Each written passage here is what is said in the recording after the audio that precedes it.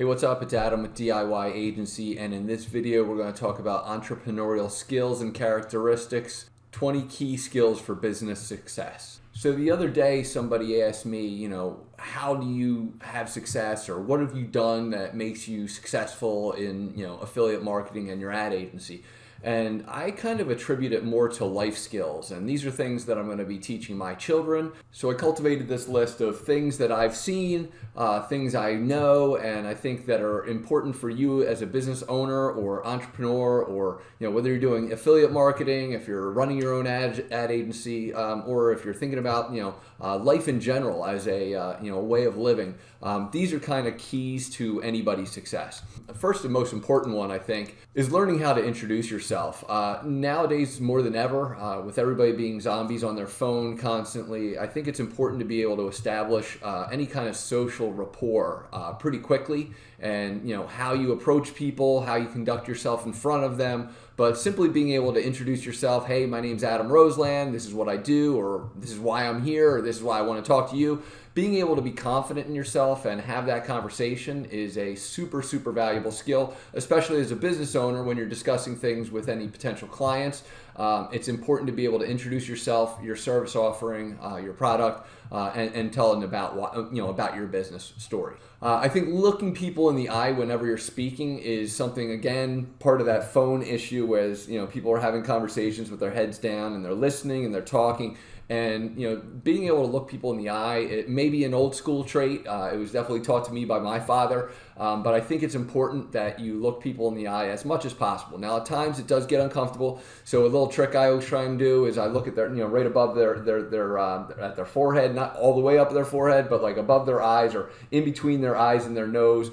Stare at the point of their nose. There's opportunities depending on how far away you are, because dead eye contact can be uncomfortable, staring, and you're almost eerie when you look in just this gaze all the time. But if you can find a way to kind of find a focal point that's close, that makes it seem like you're not necessarily bouncing from eye to eye or trying to figure out how to look at somebody, just looking in between their eyes is a good, easy way to look at something, and at least focus on that while you're listening. The most important thing, by all means, is of course listening, but when you're speaking, it's good to be able to look somebody in the eye as well.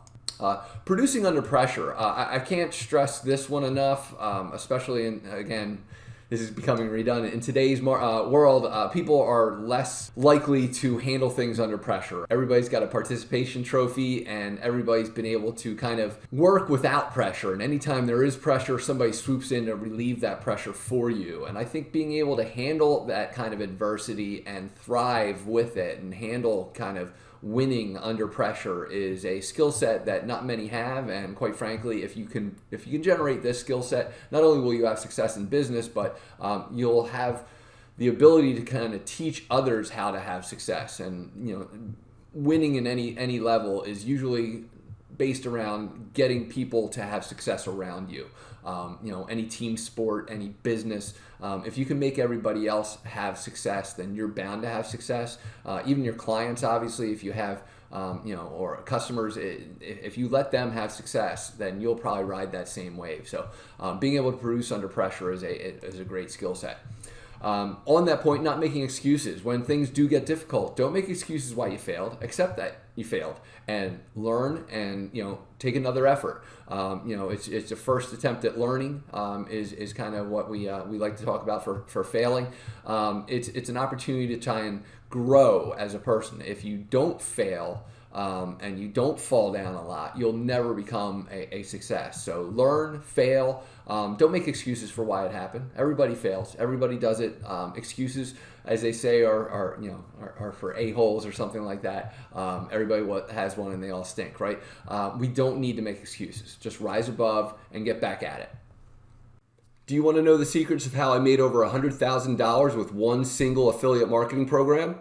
If so, visit diy.agency/case case-study right now, and then click that green button. You'll then get access to a 55-minute video that shares in great detail the step-by-step process of how I've won multiple affiliate marketing contests and made over $100,000 with just one single affiliate marketing program. And most importantly, it shows how you can apply the same secrets to any products or services that you want to promote, just by using the same simple and easy systems that I use. This will quickly help you create passive income streams that will make you huge amounts of money for the rest of your life on autopilot. Visit diy.agency/case-study and click that green Give Me Access button now. See you inside. Next is giving credit and taking the blame. I don't think enough people actually give credit in general. I find that bosses in just about every business that I've ever been around tend to take the credit rather than giving credit, and they're quick to assign and give blame rather than to accept the blame. So I think this is a valuable leadership skill set. Being able to just give credit alone, even if you don't accept the blame all the time. I think it's important to be able to give credit to those that deserve it. But taking the blame, just as well, I think people see you as a better person in general when you're able to take the blame when you mess up. Next is something that I just didn't do very well, is articulating an entire thought without saying like, or a vulgar word. So depending on what your audience is or who your audience is, a lot of times using any kind of curse words, vulgarity is inappropriate. Sometimes it's actually more endearing depending on who your audience is. It shows that you're human. However, you should still be able to do it, articulate any thoughts without saying like, vulgar words of any sort. It will increase your capabilities as a speaker, especially.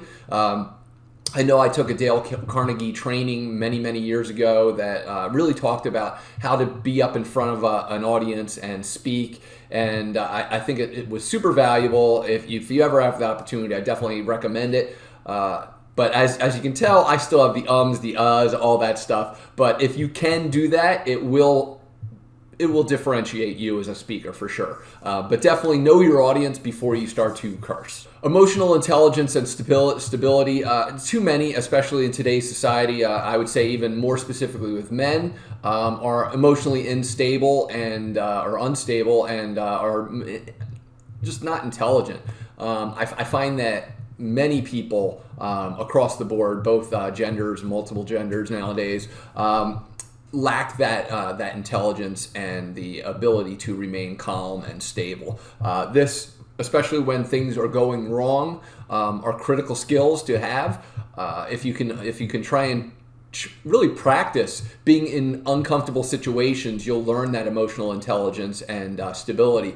Just by putting yourself in difficult positions, you'll get stressed out, you'll feel uncomfortable, and the more you do it, the better you get at it, and you'll become better at that skill. Number 8, the confidence to know what you can do and freely admit what you know you can't. I think those that understand their inabilities are far more likely to have success than those that think they can do everything.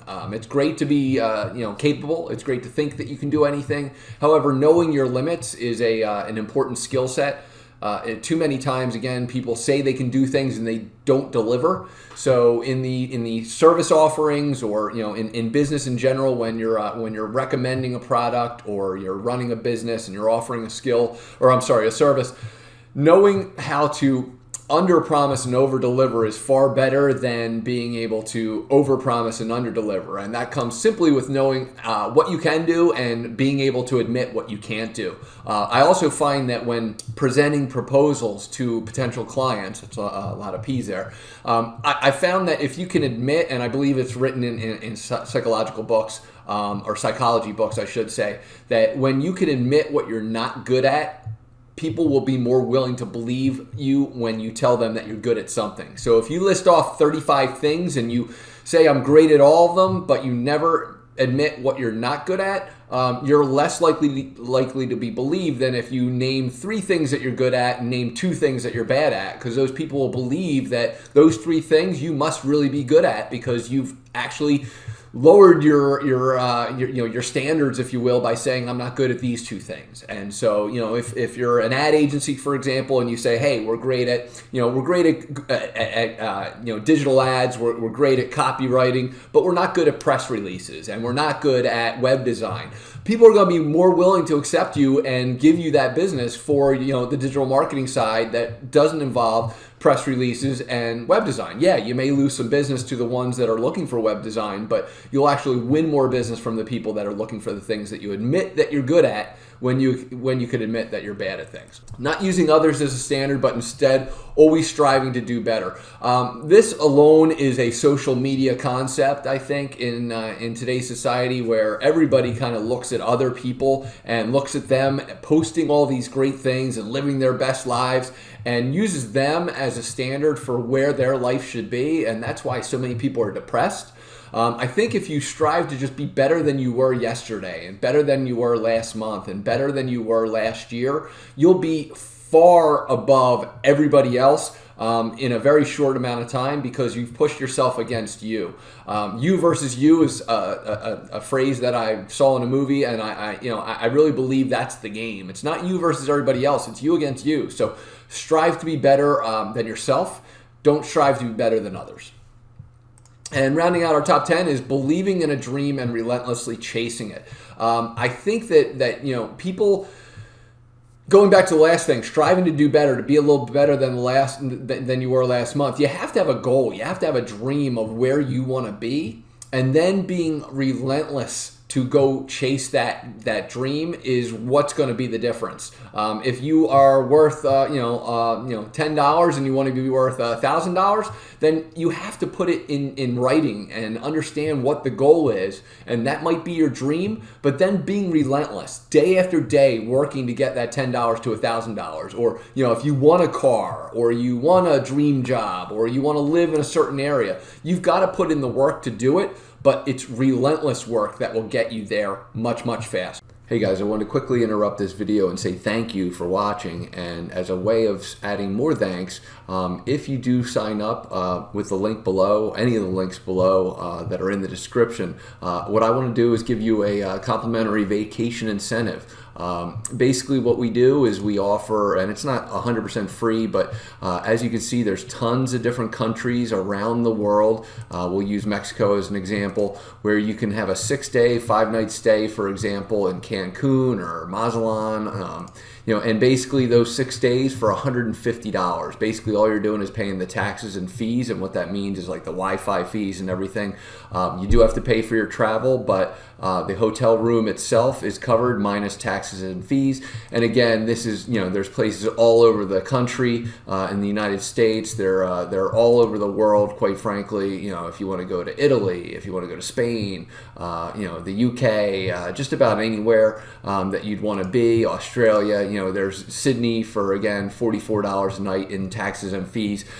These are, really nice hotels that you're going to be staying in, and just wanted to, share that with you. So if you do sign up, just reach out to me, let me know that you signed up using my link, and I will make sure that you get, one of these to utilize. So back to the video. Okay, so beginning 11 through 12, we have saying please, thank you, excuse me, and I'm sorry when appropriate. I truly believe that manners are very, very critical skill sets for anybody, whether you're in business or not.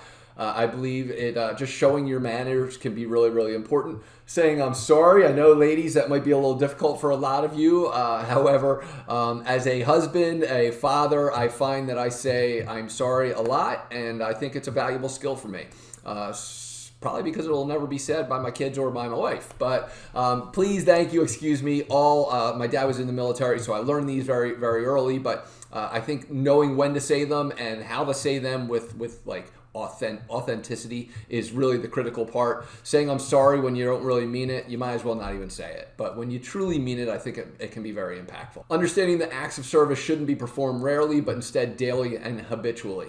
Again, I think this one only fits kind of, it depends what kind of life you're living. Acts of service in a lot of people's minds goes to religion. I don't think that's what it needs to be. An act of service can be doing little things for people. It can be saying the right thing. It can be helping them do little things. It could be simple as doing the laundry or doing the dishes or cleaning somebody's plate for them.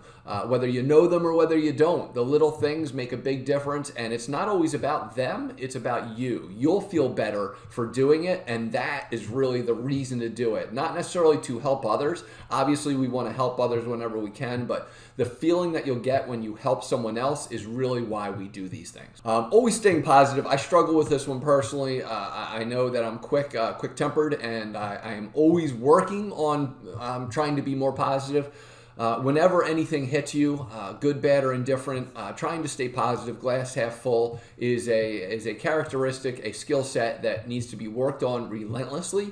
However, I think it can help you stand out in a crowd when if you're in a corporate world and it hits the fan and everybody else is woe is me and the sky is falling and you show positivity and discuss a plan to get back into where you need to be. That will not only show up with your coworkers, but management will oftentimes be like, "Wow, that's an A player right there," because they're not drowning in sorrow. They're going out and trying to make it, make a change that's going to be positive for everybody. So staying positive mentally will then allow you to be able to make those steps. Doing your best regardless of compensation. I think this is critical, and I want you to understand what I mean. There's quiet quitting thing going on right now where if you're not happy with your salary or your job satisfaction, people are just quietly quitting, meaning they're just not going to do more than they need to. They'll do absolutely the bare minimum. They're not going to quit, but they're not going to give anymore. And I think that's a problem. If you do ever want to get ahead, if you ever want somebody to work hard for you, you need to be able to do your best regardless of compensation. I think people will see that. It doesn't mean do it forever. If people aren't showing you appreciation for your hard work and they want to just take advantage of you, then by all means you should be looking for other positions and other jobs, or doing your hardest for clients. And if they're not doing, giving you appreciation or willing to, to give you a testimonial or continue with your, giving you that business, then it's okay to move on. But again, it's about measuring yourself versus yourself, not versus others. So I think it's really important to do the best you can whenever you can in whatever you do. It can be doing the laundry the best way you can. It can literally be creating a marketing video. It can be doing an affiliate program, creating the best landing pages that you can. Dealing with a customer complaint the best you can is important. So regardless of how much you're getting paid, do the best you can, and eventually you'll get paid what you deserve. And that's the important thing. Never sharing a problem without also sharing a recommended solution. So this one kind of goes back to number 13, where we're always staying positive. If you are positive, you're probably going to already think about a solution because it's part of thinking positively.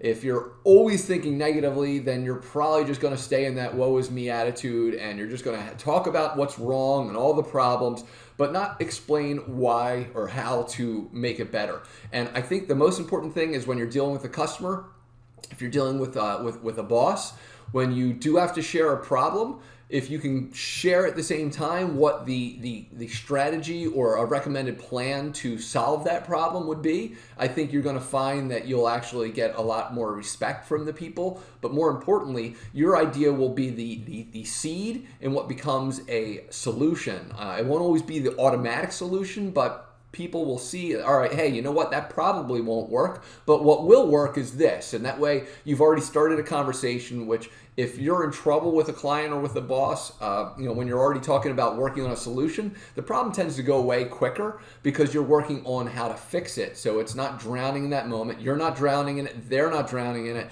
They're thinking positively towards a solution. And so everybody's going to move faster towards that to get you out of that problem. Understanding that one of the worst answers to any question is that's not my job. Again, this goes back to doing your best regardless of compensation as well.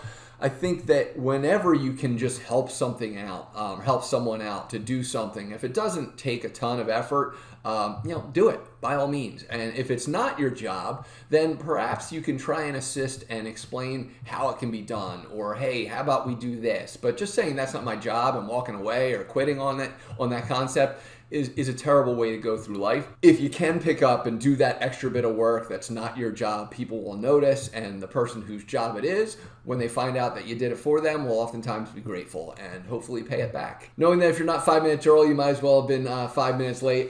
This is Lombardi time, if you're familiar with that.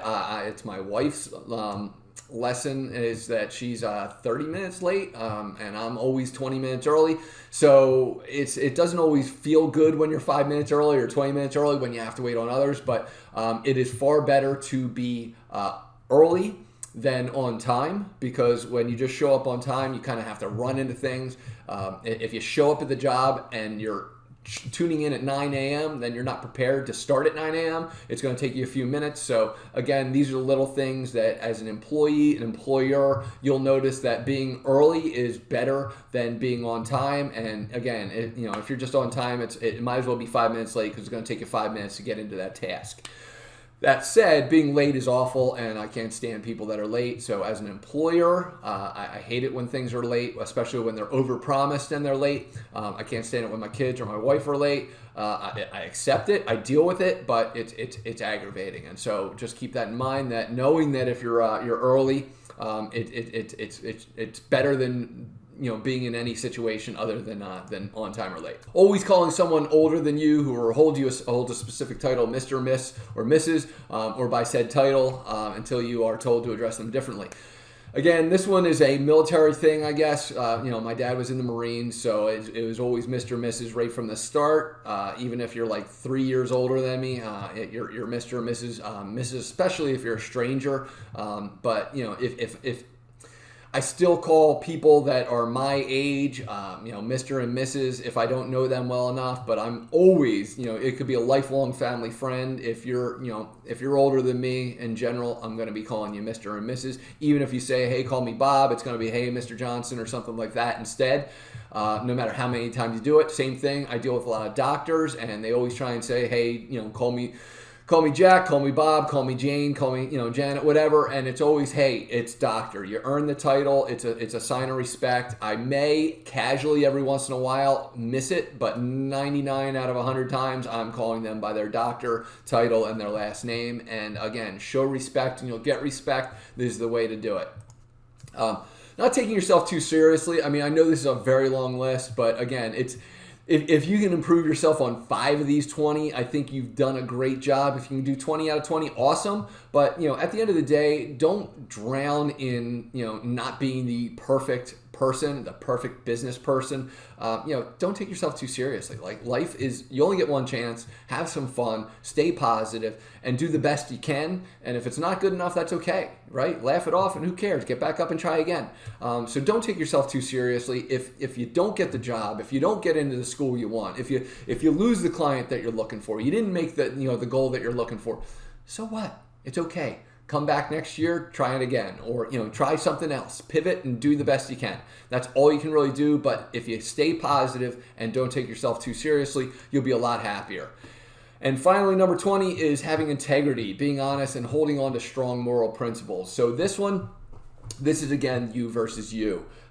If there's an opportunity to cheat, if there's an opportunity to do something that goes against the fold, if there's an opportunity to get ahead that isn't the right way to do it, it's up to you. And, winning by cheating is not as powerful as winning by doing the right thing. Some of you out there, I'm sure, don't care about number 20, and you'll cheat and do whatever you can to win or to get the customer or to get that sale. To me, it's much better to win the right way, and I feel better about myself, and I'd rather lose the right way than win by cheating personally. The phrase is you got to cheat to beat. I always like to tell people that are cheating, that's on you. You're a lesser person than me because you have to cheat to beat. And if you're good with that, hey, you know what? That's good. There are going to be people out there that attain more, that win more, but they're not better than me because they had to cheat to do it. And to me, it's me versus me. So I'm not going to judge myself. I'm not going to worry about it. If some idiot has to cheat to win, let them get ahead. Let them do whatever they need to do. I do believe what comes around goes around, but at the end of the day, being honest, having integrity, and holding on to those strong moral principles is the best thing that you can possibly do. So I know this has been a long video, longer than my normal ones, but I did want to run through these. I thought they were super valuable. I thought that they'd be important to look at, and I think again, if it's a checklist, it doesn't have to be done 1 through 20. I just wanted to list out things that can improve you as a person, as a business, as a business owner, somebody that's trying to make money in the affiliate world, an ad agency world. That's generally who I'm speaking with. But in general, like, these are good life lessons, whether you're doing business or not. How you treat people, and how you treat yourself at the end of the day is really, really critical to how much success you're going to have in the world. And so, I thank you for your time. Please like, subscribe, comment, do all that stuff, and I'll see you on the next video.